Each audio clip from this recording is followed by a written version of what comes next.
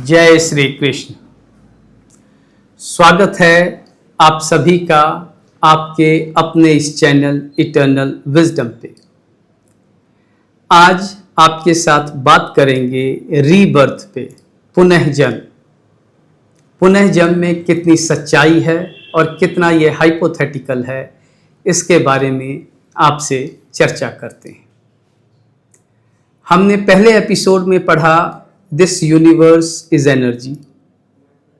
हमने second episode में ये जाना कि वी आर ऑल्सो एनर्जी, और एनर्जी का एक सिद्धांत भी आपके साथ डिस्कस किया कि एनर्जी को ना उत्पन्न की जा सकती है, ना नष्ट किया जा सकता है, पर इसे ट्रांसफॉर्म किया जा सकता है। तो यदि हम एनर्जी हैं तो इससे एक कंक्लूजन निकालिए, और मुझे बहुत उम्मीद है कि आप भी इस कंक्लूजन से सहमत होंगे, जो भगवद गीता में 5000 साल पहले भी सर्टिफाई किया गया इन चीज़ों को, जो साइंस धीरे धीरे इन्हीं चीज़ों को सर्टिफाई कर रहा है। यदि हम एक एनर्जी का फॉर्म हैं तो हम अपने जन्म से पहले भी एनर्जी का रूप थे, पर किस रूप में हम मौजूद थे हमें ये नहीं पता।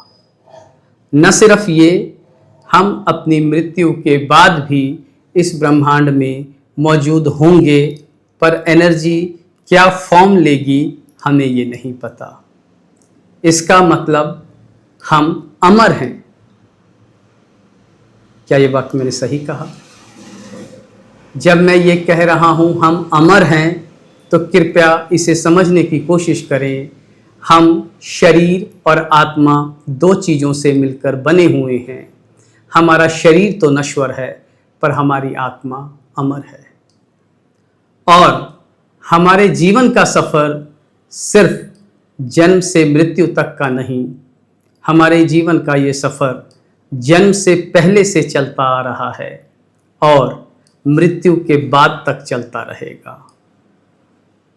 ऑब्वियसली आपके दिमाग में ये क्वेश्चन आएगा, ये सफ़र कब तक चलता रहेगा?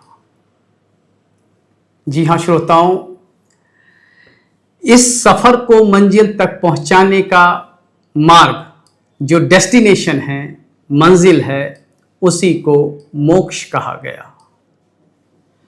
और भगवद गीता में मोक्ष प्राप्त करने की विधि भी निर्धारित की गई। किस प्रकार के कर्म करने चाहिए, किन विचारों से कर्म करने चाहिए, इन सब बातों को विस्तार में रखा गया और मोक्ष प्राप्त करने को जीवन का पर्पस माना गया।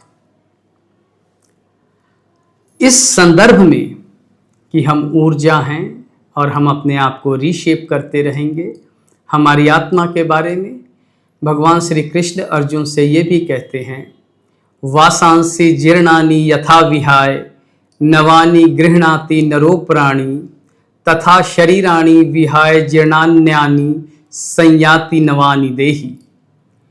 कि जिस प्रकार मनुष्य पुराने तथा फटे हुए वस्त्रों को त्याग कर नया वस्त्र धारण करता है, ठीक उसी तरीके हमारे शरीर में मौजूद आत्मा पुराने तथा वृद्ध शरीर को त्याग कर नए शरीर को धारण करती है। तो ये भी ट्रांसफॉर्मेशन का एक रूप है। आत्मा से संबंधित और कई श्लोक भगवद गीता में ये कहे गए। नैनम छिंदन्ति शस्त्राणि नैनम दहति पावकः न चैनम क्लेदयन्त्यापो न शोष्यति मारुतः। न शस्त्रों से काटा जा सकता है, न आग से जलाया जा सकता है, न पानी से गीला किया जा सकता है, न वायु से सुखाया जा सकता है। और ये सब श्लोक कोई आज नहीं लिखे गए, ये सब श्लोक 5000 साल पहले, रादर उस समय भी जब भगवान कृष्ण अर्जुन को ये गीता का ज्ञान दे रहे हैं, तब भी वो ये कहते हैं कि हे अर्जुन, ये ज्ञान तो अभी मैं तुम्हें दे रहा हूँ, पर सर्वप्रथम ये ज्ञान मैंने और कई हजार साल पहले सूर्य देवता विवस्वान को दिया, और विवस्वान ने इसे मनुष्यों के पिता मनु को दिया, और मनु ने इसे अपने पुत्र इक्ष्वाकु को दिया।